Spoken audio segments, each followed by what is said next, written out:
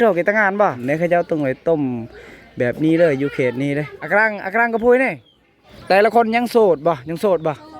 โสดหมดเลยโป้ผู้เสื้อขาวนั่นแหละที่เป็นเจ้าสาวนี่ไฟกำลังลุกพอดีเลยเป็นวงดังในหมู่บ้านเลยอยู่เขตนี้นะครับกะเกี่ยมงานแต่งนี่แหละนี่คือกระพุ้ยนำเลยน้องคนนั้นเลยที่เป็นเจ้าสาวเพื่อนเลยก่อนมันสิเป็นผ้าเป็นศิลก็ต้องผ่านจุดนี้ก่อนถ้าว่ามือใดที่แดดแห้งก็สามารถมีไฟแห้งนะส่งพลังแห้งมาสากแบคทีเรียใหญ่นี่เขาจะต่อสายเป็นบวกเป็นลบแบบนี้เลยมัน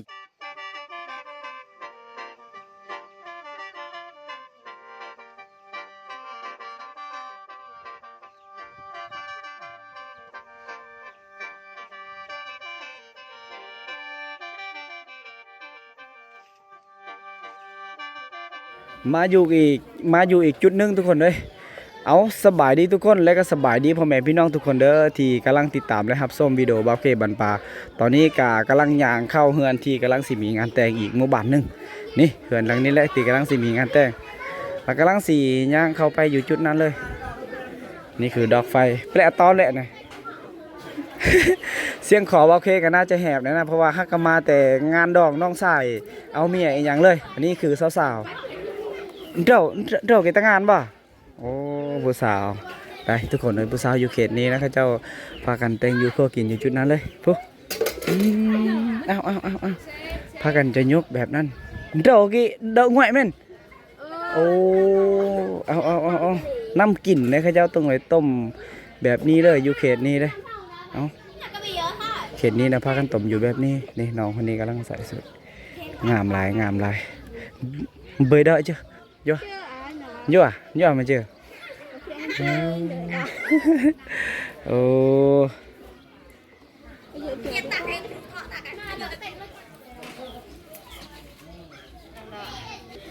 อันนี้เป็นคนที่ฮับใส่แต่งอยู่ครัวกินอยู่ในเฮือนหลังที่เก็มีงานแต่งส่วนเทิงเฮือนกับหน้าข้าเจ้าจะว่าพื้นเรื่องหินเรื่องคลองอย่างนั้นนี่เลยมันน่าจะแมนเทิงเฮือนแหละอันนี้ว่าเจ้าสาวบ่โอ้หญิงงามหลายน้องคนก็เป็นน้องเจ้าสาวเลยนี่ตอนนี้ข้าเจ้ากำลังสีไปเอาน้ำเลยโอ้นี่แหละน้องคนนี้แหละที่เบาเคยถ่ายเลยนะถ้าว่าเข้ามาหมู่บ้านนี้ก็จะเจอน้องคนนี้แหละอันนี้คือน้องเจ้าสาวทุกคนเลย แต่ว่าเขายังโบท่านได้เห็นเจ้าสาวนะเอาครั้งแรกที่ได้เห็นผู้สาวงามอยู่ในหมู่บ้านข้าเจ้ากำลังสีไปเอาน้ำอยู่พูนแหละทุกคนกำลังเอาน้ำขึ้นถึงเหือนเลยตอนนี้เวลากันน่าจะประมาณ 16-17 โมงนี่แหละทุกคนทางนี้กำลังซุ่มแซวอยู่เพราะว่าคนที่เขาตั้งเอิ้นมาแม่ครัวนะคนที่ฮับใส่แต่งอยู่ครัวกินอยู่ในเขตนี้ก็มีแต่ผู้สาวเลยบ้าอักรังกระพุ้ยนี่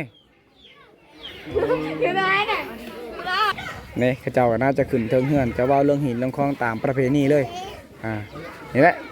อยู่เขตนี้ข้าเจ้าจะว่าวแบบตอนแรงแบบนี้เลยเสียงคอบาวเคก็น่าจะแหบแบบนี้นะน่าจะกินเบียร์หมดมือเลยมีเด็กน้อยมานั่งหลินนั่งยั่งอยู่จุดนี้บักเสียงมันตายแล้วเอานี่สาวๆกำลังสีไปเอาน้ำเราเพราะว่าข้าเจ้าสีไปเอาน้ำบาดาลอยู่พุ่นเลยนะข้าเจ้าต้องไปเอาน้ำเขาต้องเอิ้นง่ายๆว่าแม่ครัวเด้ทุกคนอันนี้คนดีครับใส่แต่งยูเขากินแต่ละคนยังโสดบ่โสดหมดเลยโป้โสดทั้ง3คนเลยมีแต่ผู้งามๆแบบนี้เลยนี่ผู้สาวเขตนี้มีแต่ผู้งามๆเลยป้าตัวนี่ข้าเจ้าก็น่าจะติดรถไถนะสีไปเอานำกินนี่ยังน่าจะแม่น2กระพุ้ยเลยนี่แหละอยู่เขตนี้ข้าเจ้าก็ไปเอาน้ำแบบง่ายๆแบบนี้เลยได้ถ้าว่าเมื่อตอนแรงข้าเจ้าสีไปเอาตอนแรงเมื่อตอนเช้าข้าเจ้าสีไปเอาตอนเช้าเพราะว่าอยู่เขตนี้นะข้าเจ้าเอาผู้สาวเป็นแม่ครัวถ้าว่ากลางคืนข้าเจ้าจะจัดหลอบแม่ครัวเลยได้นี่เสียงขอบาวเพลงกันนะจ่าบ่พร้อมเลยทุกคนพากันไปเอาน้ำแบบนี้เลยนี่ตอนนี้เวลามันน่าจะ16-17 โมงทุกคนเลยน้ำบาดาลอยู่พุ่นแหละอยู่แท่งอยู่ยั่งเพราะว่าเมื่อวานข้าเจ้าไปมีน้ำบาดาลร่วม เขาเจ้าเฮ็ดเป็นแท่งเป็นอย่างก็ต้องไปสู้ไปเอาอยู่จุดนั้นเลยนะอันนี้เขาเจ้าน่าจะต้มน้ำห้อนอยู่จุดนี้เลยทุกคนตอนนี้ไฟกำลังลุกพอดีเลยน้ำห้อนมันจะเป็นหมอใหญ่ๆแบบนี้เลยมันเป็นบอลเขาเจ้าแต่งอยู่คั่วกินคั่วอาหารผักหลาผักย่างก็น่าจะแมนจุดนี้แหละทางพุ่นมันน่าจะแมนฟืนไฟที่เขาเจ้าหาเก็บไว้นะสำหรับมืออื่นล่ะจะมีงานอีกงานหนึงอันนี้น่าจะแมนเก็ตเข้ากระสอบเข้าอีกยังเลยก็ว่าได้มันจะเขาเจ้าจะเก็บเมียนอยู่จุดนี้เพื่อความปลอดภัยกับการสัตว์เลี้ยงต่างๆนะมันจะบ่ได้สามารถทำลายได้อันนี้มันน่าจะแมนต้นกล้วยได้นะอยู่เขตนี้นะก็มีคือกันเขาเจ้าจะปลูกต้นกล้วยในยามกลางคืนหรือว่าตอนเช้าเขาเจ้าจะฝอนออมต้นกล้วยนี่แหละส่วนทางนี้น่าจะแมนเครื่องเสียงนะทุกคนเลยมันจะเป็นเน็กโซเป็นวงดังในหมู่บ้านเลยอยู่เขตนี้นะเขาเจ้าอาศัยวงนี่แหละนะมันจะพอได้ฟังได้อยู่ได้เขาต้องเอิ้นว่า2x2นี่ไอ้ใหญ่เพิ่นกำลังต่อเครื่องเสียงอีกอย่างเลยนะ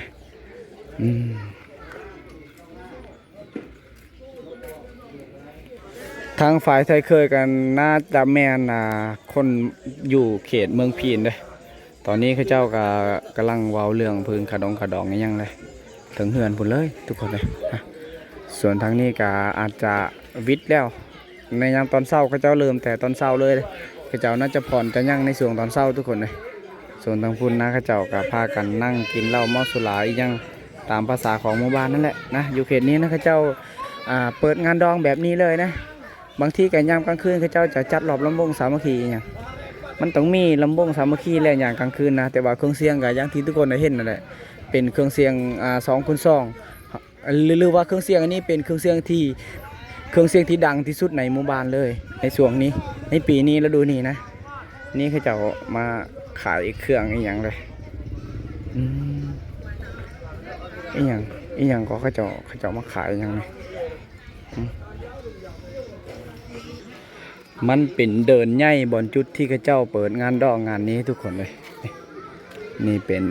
พวกที่มาลิ้นกุ้งไก่หรือว่ามักกะล็อกต่างๆยังพากันเปิดพากันลิ้นแบบนี้เลย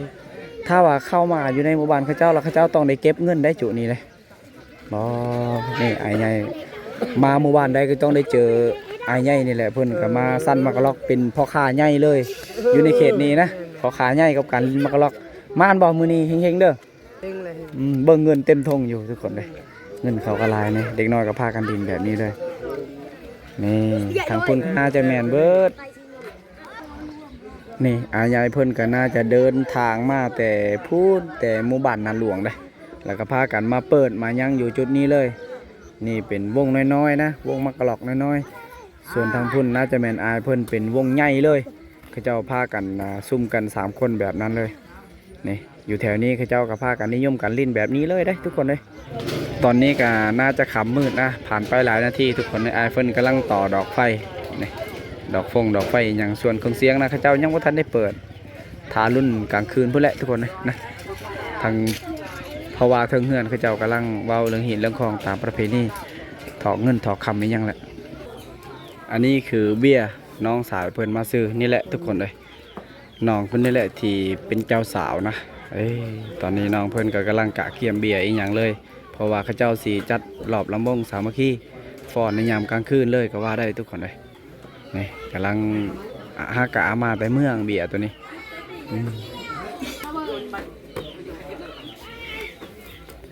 น้องผู้เสื้อขาวนี่แหละที่เป็นน้องผู้เสื้อขาวนี่แหละที่เป็นเจ้าสาวอยู่เขตนี้ข้าเจ้านิยมกันกินเบียร์อันนี้เลยเบียร์สตีนนะพากันยกเบียร์ขึ้นถึงเหือนอย่างเลย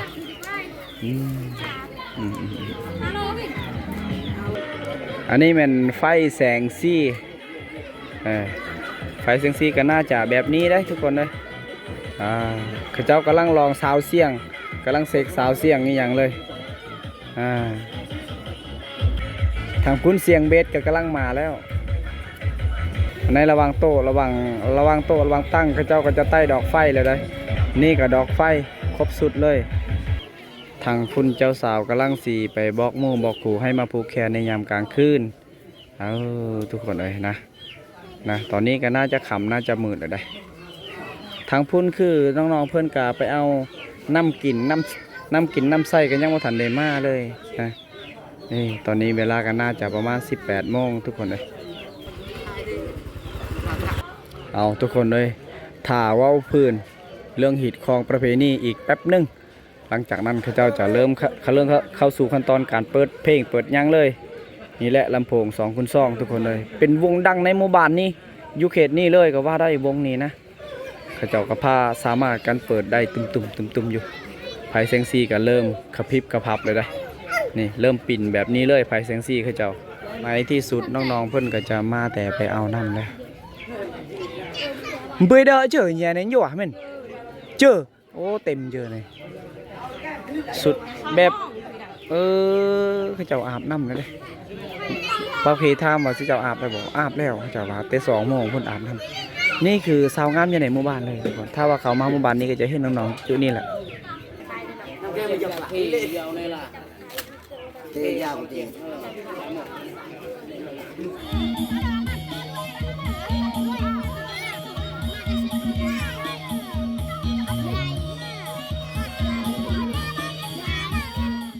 ทุกคนเลยกลับมาแต่งานดองในยามมื้อคืนนะว่าสีถ่ายข้าเจ้าได้ฟ้อนลำวงสามัคคีอย่างกันเลยบ่ได้ถ่ายนะเนื่องจากว่าเมื่อยทุกคนเลยนะเมื่อยงัดแต่งนั่นแหละเมื่อยก็เลยกลับมาเมื่อบ้านนะตอนนี้เบาเคมาอยู่บ้านทุกคนเลยมาให้ทุกคนได้เบิ่งวิถีชีวิตชาวบ้านที่หมู่บ้านอีกชนบทแห่งหนึ่งนะนี่ตอนนี้สมองนี้ข้าเจ้าก็พากันไปเอาน้ำกินน้ำยังนี่แหละนี่น้องคนนี้ก็พากันหิวน้ำอันนั้นมันน้ำกินนะน้ำกินหรือว่าน้ำใสก็เจ้าแต่ไปเอาอยู่พุ่นแหละบอลเดียวแหละพากันหาบไปเมื่อเงินถึงพุ่นเลยมันน่าจะแม่นก็เจ้าได้หาบกระตุกเลย2 กระตุกเลยมันเป็นหมู่บ้านที่เงียบสงบนะขนาดยามตอนเช้าก็สงบอยู่ได้ยินแต่เสียงตะกะแตนจักรจั่นนี่แหละเข้าเบิ้งจุดนี้ให้ทุกคนได้เบิ้งอันนี้คือเหืออลูมิเนียมคือว่าเมื่อวานเมื่อซื้อในบาเคยเห็นก็เจ้าอาลงอยู่ในนอกบ่อนนั้นได้อันนี้คือโมเมนต์ดอกมันโมเมนต์เหือตัวนี้ดอกเป็นอลูมิเนียมแต่เก่าได้นี่โยมนะทุกคนเลยเป็นโยมแต่เก่าตะกี้เขาเจ้าเอามาเฮ็ดเหือแบบนี้เลยเด้สำหรับน็อตแถวนี้นะเขาเจ้าเอานี่โหลดนะเอาโยมนี่โหลดมาตีมาอันนั้นมาเฮ็ดมาต่อมาตีได้อันนี้ก็มันน่าจะหลายปีได้ว่าโอเคเกิดเป็นคนมากเกิดเป็นคนใหญ่มากก็จะอาจจะเห็นเหือตัวนี้โหลดเคยผายเลาะแถวนี้แหละแถวแถวนั้นทุกคนเลยเหือนี่แต่ว่าตอนนี้นะเขาเจ้าอาจจะบ่ได้ใส่งานนะกองฟืนเขาจะเห็นเด้อแถวนี้ทุกคนเลยเขาจะเห็นโหลดนี่ที่เขาเจ้าใส่งานในยามตอนเช้าหรือตอนแรงนี่ผ้ามันต้องมีได้ผ้าโจโกะกองฟืนก็หาง่ายนี่คือเฮือนหลังนี้ก็น่าจะบ่ได้มีคนอยู่ตรงนี้นะส่วนทางนี้คือเจ้ากำลังล้างถ้วยล้างบ่วงล้างกระโตกนี่ยังก็คือกะเกี่ยมงานแต่งนี่แหละนะก็เจ้ากะเกี่ยมงานแต่งได้ทุกคนเลยกำลังสิมีงานแต่งภายในมื้ออื่นตอนนี้ก็กำลังย่างไปบ่อนเฮือนที่กำลังสิมีงานแต่งมื้ออื่นน่ะไทยเคยมาได้ทุกคนเลยแล้วก็มื้ออื่นบ่าวเคก็จะได้ถ่ายให้ทุกคนได้เบิ่งนะสำหรับมื้ออื่นเป็นมื้อไทยเคยมาเลยนี่เจ้าจะมุ่งผ่าบัตรบ่อนที่แต่งอยู่คู่กินได้จุดนี้นี่มันจะใกล้ๆกับแคมป์ทางนี่เป็นงานแต่งอยู่ในหมู่บ้านบ่าวเคเองได้บ่าวเคจะให้ทุกคนได้เบิ่งอีกครั้งนะว่าอันนี้เขาเจ้าเฮ็ดอย่างบ่นี่ตามเบิ่งนะมันน่าจะแม่นบ่อนที่เขาเจ้าแต่งอยู่คู่กินเลยแถวนี้อันนี้แม่นฟืนได้ทุกคนฟืนที่เขาเจ้าห้ามามันฟืนกับมันมีอยู่2 อย่างหรือว่า2 แบบนะสำหรับฟืนอันนี้เป็นฟืนไม่ธรรมดาอันนั้นแมนไม่ไผ่แล้วเขาเจ้าจะ มาอันเผางัวเผางัวอีหยังก็คือฟืนตอนนั้นถ้าว่าจะแต่งอยู่ครัวกินอาหารต่างๆต้มน้ำร้อนน้ำหยังก็ต้องใส่ฟืนตัวนี้นะมันมีอยู่2อย่างสำหรับฟืนทุกคนเลยอันนี้คือกระพุ้ยน้ำเลยแต่ว่าบางที่ก็เขาเจ้ายังบ่ทันได้ไปตักไปยังนี่แหละโอ้เขาเจ้าไปตักเลยได้ทุกคนเลยเต็มหมดแล้วเลยบ่มันน่าจะตักอยู่น้ำเซได้สำหรับเขตนี้ลงเอาอยู่น้ำเซพุ่นแหละโอ้พอแห้งเพื่อสิได้นี่ก็เต็มหมดแล้วผู้เต็มไปด้วยน้ำหมดแล้วงานภายงานจะเริ่มภายในมืออื่นนี่แหละทุกคนนี่กันสำหรับฟืนไฟแล้วก็จะเอาเกี่ยมไว้แบบนี้เลยสบายเอาไปใส่เอาไปต้มน้ำต้มแกงอีอย่างต่างๆนะ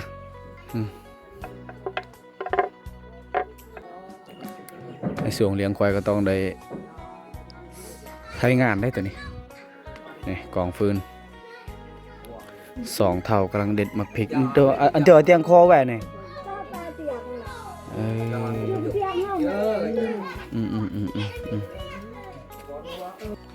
ทางนี้แม่นหม้อนี่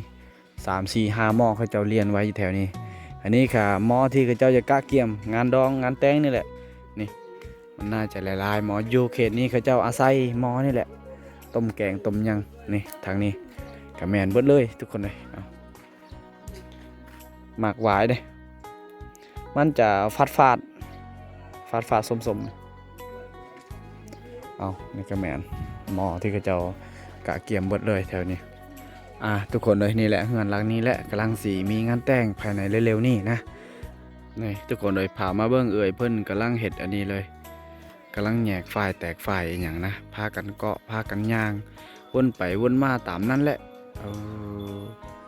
นี่แหละก่อนมันสิเป็นผ้าเป็นสิ้นก็ต้องผ่านจุดนี้ก่อนได้นี่แหละอยู่เขตนี้ก็ถ้าว่าเข้ามาหมู่บ้านก็จะเห็นปึ๊บก็จะเฮ็ดแบบนี้เลยยามนี้ในยามตอนเช้าแดดแบบนี้นี่แหละจะย่างวนไปวนมาตามนั่นแหละมันจะเป็น100 รอบพันรอบเลยเบิดมือเลยได้ก็ว่าได้อาจจะมืดมือเลย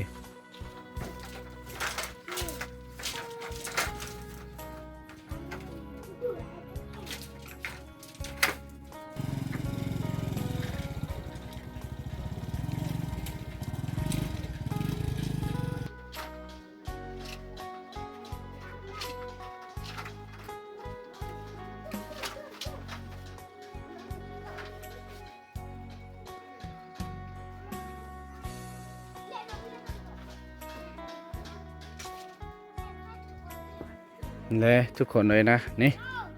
กำลังทำงานเลยได้ตอนนี้นี่โอ้นี่อาจจะแมนแสงโซลาร์เซลล์คือว่าไฟฟ้าของหมู่บ้านเบาเคเลย2นี่ทุกคนเลยมานี่มันจะมีสายยาวแบบนี้เลยนี่คือ3เลย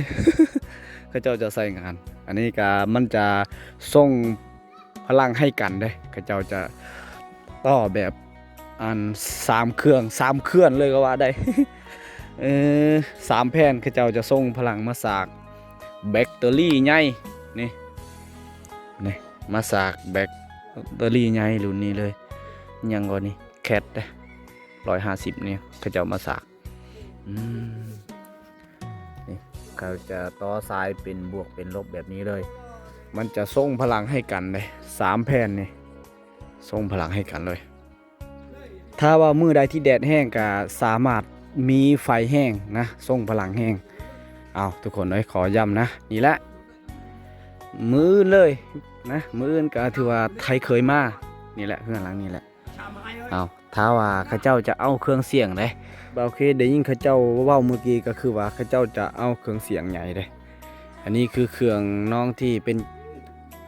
เยาวสาวนั่นแหละพากันตากไว้แบบนี้แหละอาจจะเมื่อเฮือนพัวเลยเครื่องอันนี้นะข้าเจ้าจะถ้าว่าข้าเจ้าจะเอาเครื่องเสียงลำโพงใหญ่เครื่องเสียงวงใหญ่แล้วข้าเจ้าจะเอานี่แหละเครื่องปั่นไฟนี่มามุ่นมาเสียบใส่กับรถจักรอีเต้นนะข้าเจ้าจะเสียบกับจักรรถไทยเลยอันนี้แหละเครื่องปั่นไฟตัวนี้แหละนะตอนนี้ข้าเจ้าก็พากันเอาออก ไว้แบบนี้เลย มีสายฟ้านมาเกาะไว้อยู่นี่นี่เพราะว่าหมู่บ้านนี่นะยังบ่ทันได้มีไฟฟ้าอีหยังเลยพระเจ้าต้องอาศัยอันนี้แหละพึ่งอาศัยนี่แหละมันบ่แม่นกระสอบเขาได้นี่นะมันบ่แม่นกระสอบเขามันน่าจะเหมือนกระสอบอันนั้นมอนหมักงิ้วนะห้ำบ่แม่นดอกกระสอบห้ำตัวนี้นี่คือลกไก่เลยทารุ่นนำกันทุกคนหน่อยมืออื่นเป็นมือไทยเคยมาเลยตอนนี้เบาเก้กามากลับเป็นหอบนึงให้ทุกคนได้เบิ่งอันนี้นะกระพุ้ยลืมนับกระพุ้ยให้ทุกคนได้ฮู้ได้ทุกคนว่าจักกระพุ้ย1 2 3 4ทางนี้คือ5 6 7 8กระพุ้ยเลยงานนี้ก็ถือว่าเป็นงานใหญ่อีกของหมู่บ้านนี้เลยนะเป็นงานใหญ่ของหมู่บ้านนี้เลยก็ว่าได้อันนี้คือลกไก่เฮือนไก่คอกไก่ของข้าเจ้าโอ้มันจะเป็นบ่อนไก่ไข่นี่สวงนี้ว่ามีไข่แล้วนะมาทุกคนเลยอยู่นี่แหละนี่แหละน้องคนนั้นเลยที่เป็นเจ้าสาวพากันนั่งลินโทรศัพท์อยู่สวงนี้อยู่ถึงเพื่อนเลยขอย้ำเลยทุกคนในยุคเขตนี้นะข้าเจ้าจะหาฟืนแบบ2อย่างแบบนี้เลยนะขอย้ำอีกครั้งอันนี้คือฟืนข้าเจ้าแต่งอยู่คั่วกินอาหารต่างๆเพราะว่าสีต้มน้ำห้อนแกงกระดูกอย่างต่างๆก็ต้องอาศัยฟืนตัวนี้นะสำหรับเผางัวเผาควายอย่างต่างๆเผาหมูเผาเป็ดเผาไก่ก็ต้องอาศัยฟืนอันนี้แหละฟืนอันนี้คือฟืนไม้ไผ่นี่มันจะต่างๆกันเลยนะฟืนก็คือฟืน2แบบเลยอยู่เขตนี้ข้าเจ้าจะหาแบบนี้ไว้สีขึ้นเบิ่งบอนนี้ก่อนมันน่าจะแมนกว้างเลยจุดที่ข้าเจ้าแต่งอยู่คั่วกินอาหารอย่างมันน่าจะสามารถนอนได้อยู่นี่ปูสาดปูยังที่บ่ห่มนอนได้เพราะว่าข้าเจ้าจะอ้อมโดยผ้าบัดแบบนี้ก็อาจจะลมบ่เข้าเลยนะสามารถมานั่งลบลีกินเหล้ากินเบียร์อยู่จุดนี้ก็ได้นี่โคตรกว้างเลยได้นี่ได้มาจะแม่น6 เมตรคูณ6 เมตรเลยพากันเฮ็ดกินแบบหลายๆคนเลยนะมันกะม่วนๆคือกันได้ทุกคนเลยอันนี้คือกกตะกบมันจะห่มเย็นดีโดยที่เฮาบ่ได้มุ่งบ่ได้หยังเลยทุกคนนี่แหละบอกให้ทุกคนได้เบิ่งนะ2 เท่ากันยังบ่แล้วอยู่เด้พากันเฮ็ดเลยพอแห้งที่เจอแกไอ้เบี้ยมึงไว้เท่าขี้กรอ 2 เท่าก็พากันเฮ็ดอันนี้เลยหมากเพชรหลังจากที่เฮ็ดแล้วก็เจ้าตากแดดกับตอนแรกให้ลูกหลานมาตั้มเลยตั้มอยู่ขกใหญ่เลยได้อยู่เขตนี้